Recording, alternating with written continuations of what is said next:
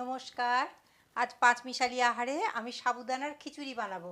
আমি আমার মতন করে বানাই মুগের ডাল দিয়ে, তাই আপনাদের কাছে আমি আজকে তুলে ধরছি মুগের ডালের সাবুদানা দিয়ে খিচুড়ি। তেলটা গরম করতে দিয়ে দিয়েছি, এবার আমি একটু বাদাম ভেজে নেব।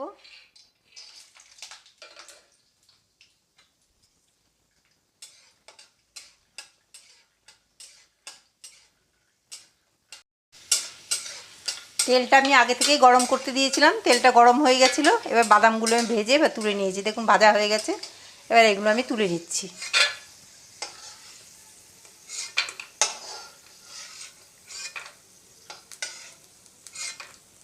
এই যে বাদামগুলো তুলে বা সাইডে রেখে দিলাম।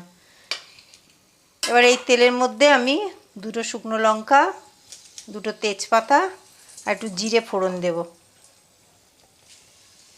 অল্প তেলেই বানাচ্ছি, দেখুন। ফোড়নের সুন্দর একটা গন্ধ আসলে তখন আমি একটু আলু দেব। গাজর নেই ঘরে, বিনস আর একটু আলু আছে, ওই দিয়ে করব। আপনাদের কাছে গাজর থাকলে গাজর দেবেন, তাহলে আরও ভালো খেতে হয়। গাজর, মটরশুঁটি। ফোড়ন হয়ে গেছে, এবার আমি আলু আর বিনসটা দিয়ে দেব।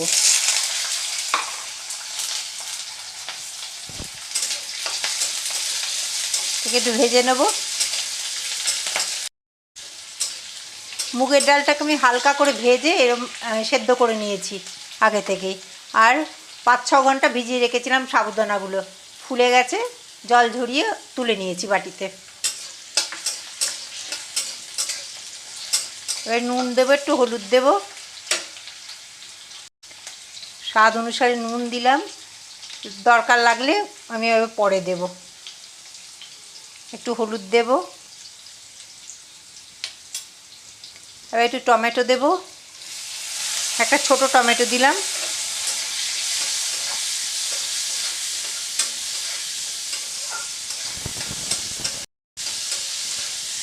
এবার একটু আদা লঙ্কা বাটা দেব, অল্প করে আদা লঙ্কা বাটা দিলাম। একটু জিরের গুঁড়ো, একটু ধনের গুঁড়ো, অল্প একটু জিরের গুঁড়ো দিলাম, একটু ধনের গুঁড়ো দেব। জিরে গুঁড়োটা বেশি দেব, ধনের গুঁড়োটা কম দেব। একটু লাল লঙ্কার গুঁড়ো দেব।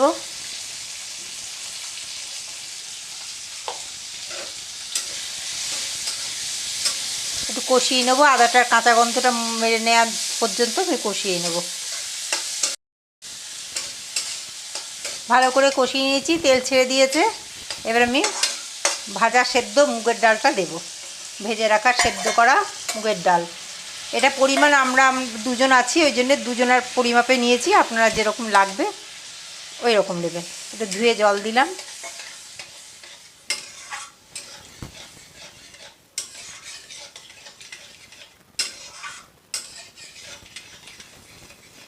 এর মধ্যে বাদামটাও দিয়ে দেব, একটু কাঁচা লঙ্কা দেব, দিয়ে একটু জল দিয়ে দেবো। সাবুদানা একটু গ্যাসটা বাড়িয়ে দিলাম। সাবুদানার খিচুড়ি সবসময় একটু পাতলা করবেন, কারণ জমে যাবে। আরও আমি পাতলা করবো আলুটা সেদ্ধ হওয়া পর্যন্ত। চিনিটা পরে দেবো, আলুটা সেদ্ধ হোক। দেখুন ফুটতে শুরু করেছে, আমি গ্যাসটা একটু কমিয়ে দিলাম। দিয়ে খুন্তিটাকে মাঝখানে দিয়ে দেবো একটুখানি, যাতে উতলে না পড়ে। দিয়ে ঢাকনাটা আটকে দেবো। আলুটা হাফ সেদ্ধ হলে আমি সাবুগুলো দেব। আমি 10 মিনিট পর আসছি। 10 মিনিট পর ঢাকনা খুলছি।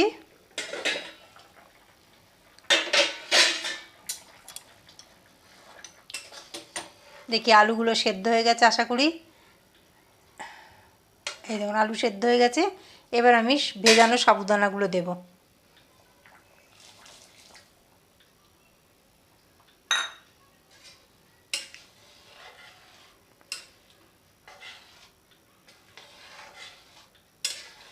এবার একটু মিষ্টি দিয়ে দেবো, চিনি দেব। একটু মিষ্টি মিষ্টি হয়, ভাল লাগে খেতে। আপনারা যারা মিষ্টি খাবেন না তারা কম দেবেন বা দেবেন না।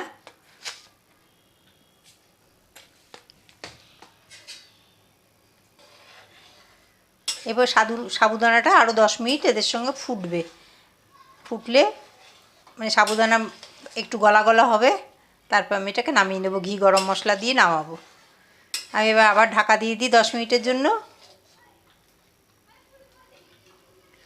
হাতার এই খুন্তিটাকে মাঝখানে দিয়ে একটুখানি ফাঁক করে রাখলাম যাতে উতলে না পড়ে। 10 মিনিট পর আমি ঢাকনাটা খুলছি।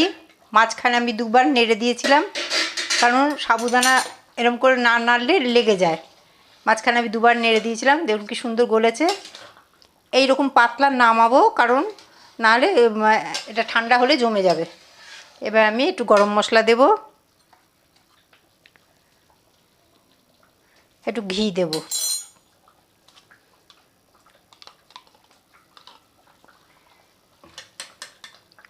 এবার গ্যাসটা অফ করে দিলাম। গ্যাসটাকে আমি অফ করে দিলাম, দিয়ে নেড়ে দেব।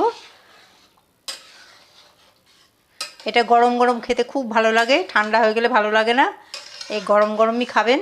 এইভাবে আমি আমার মতন করলাম। সবজি থাকলে আরও কিছু দেবেন, সবজি গাজর মটরশুঁটি এগুলো থাকলে দেবেন, ফুলকপি ছোটো ছোটো করে কেটে। ভিডিওটা ভালো লাগলে লাইক শেয়ার সাবস্ক্রাইব করতে ভুলবেন না।